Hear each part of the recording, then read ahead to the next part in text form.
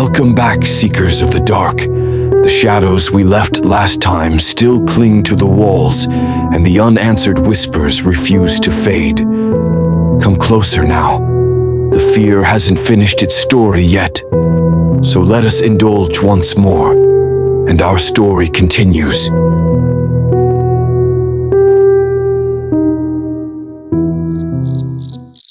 I stood over the fallen creature, the pulsing ache in my forearm, a dull counterpart to the adrenaline coursing through me. My initial clinical assessment of the body was interrupted by a grotesque, rapid transformation. The massive wings began to dissolve, the dark, leathery membranes thinning and retracting into the skin. The gaunt, monstrous features melted away, the bone structure shrinking and softening. Within seconds, the enormous bat-like humanoid was gone. In its place lay a small, naked woman on my brother's living room floor. A new kind of horror. The shift from fighting a monster to staring at a human body was a whiplash of horror. She was young, her frame delicate, though the skin on her back still bore the angry, scalded marks from the adobo. The air, which moments before had smelled of fear, garlic, and vinegar, now just smelled of fire and devastation. "Cover her," Ben said, his voice flat with shock. He snatched a thick fleece blanket from the sofa and tossed it over her. He was still trembling, the adobo pot clutched in one hand. "We can't call the police, Ben," I stated, the clinical part of my brain overriding the panicked part. A woman, naked, a massive hole in the roof, a body on the floor, and a marble mortar with a piece of her skull stuck to it. You think they'll believe a story about a flying monster, even with all the missing people? Ben slowly walked over and knelt beside the body, pulling the blanket back just enough to see her face. His breath hitched. "Paulo," he whispered, a fresh wave of terror crossing his features. "I know her. It's Mila." "Mila? Who is Mila?" She's one of the helpers at that big cabin estate up near the mountains, near the old glacier trail. I see her in town sometimes, buying supplies. She's part of the small Filipino community here."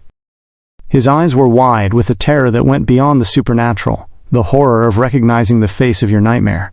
The decision was immediate. Hiding the body was impossible. The cabin was too remote, the snow too deep to bury anything quickly. "We have to burn it," I said, my voice cold and steady.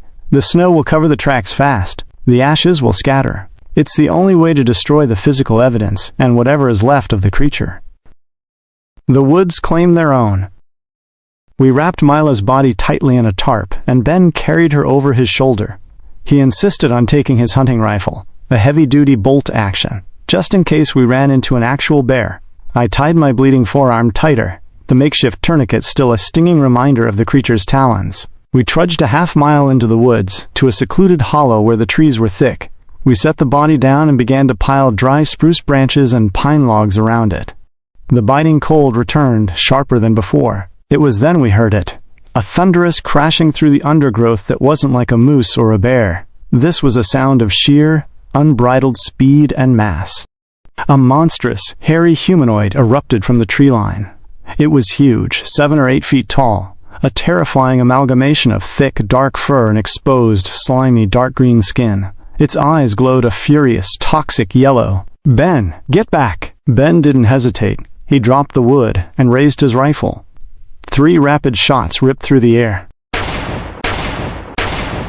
The bullets slammed into the creature's thick chest, but they didn't penetrate. They bounced off its hide with a horrifying metallic, like pebbles hitting wet leather. The beast was completely impervious. It roared, a sound that shook the snow from the trees, and lunged for Ben. My own body reacted before my mind could process the danger. I shoved Ben with all my remaining strength, pulling him out of the creature's path. The colossal brute slammed into the air where Ben had just been. The creature didn't pursue us. It strode past us, its enormous, meaty hands grabbing the tarp-wrapped body of Mila. It stood there, holding her body easily, and turned its monstrous yellow gaze directly on us. The malice in that look was chilling. It was intelligent, ancient, and deeply possessive. Then, a voice, a monstrous guttural rumble that felt like rocks grinding in my chest, issued a horrifying threat in a flawless modern Tagalog. "Magbabayad kayo, mga pilyong tao! Walang ligtas na lugar ang para sa inyo!" With a final, terrible roar, the creature turned and leapt. It wasn't a jump, it was a gravity-defying bound, a silent, impossibly fast transit across the snowy clearing, vanishing into the darkness as if it were simply running on the air itself.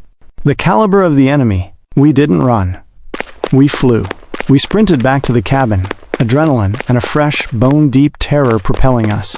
The hole in the roof felt less pressing than the creature's chilling promise. Back inside, with the door bolted and our faces pale in the firelight, I sank onto the hearth. Ben was frantically reloading his rifle. "Impervious," I muttered, my voice hoarse. "The bullets, they just flattened."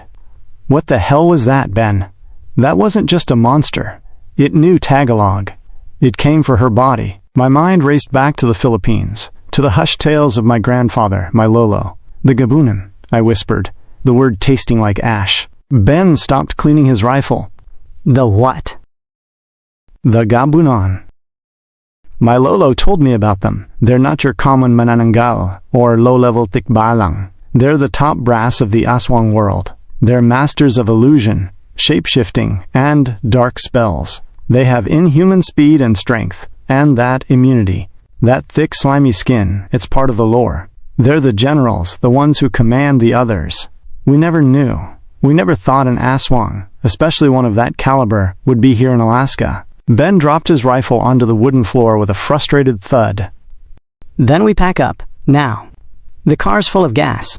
We go to Anchorage, we get on a plane, and we fly anywhere. New York, Los Angeles, back to Manila. I don't care. We leave. "No," I countered, shaking my head. "That's exactly what the legends say not to do. A gabunan is spiteful and incredibly vengeful. If we run, it sees it as a challenge. It will track us across continents. It will hunt us down, not to simply feed, but to make us suffer for what we did to Mila. We can't outrun it." I stood up, the clinical certainty returning. We have to find it first. We have to hunt the gabunan down before it hunts us.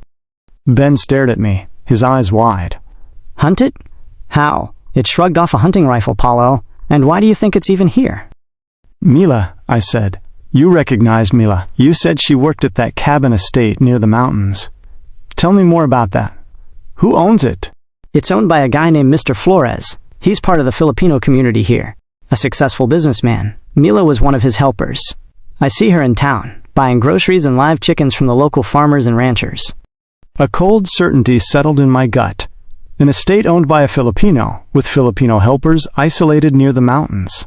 A perfect, secluded den. She wasn't just a helper, Ben, I said, a terrible truth dawning. She was another form of the gabunan, perhaps one of its subordinates. Or maybe she was its bait. The creature that took her body didn't want the body. It wanted to reclaim a part of its power, or eliminate the evidence. Either way, our lead is the estate.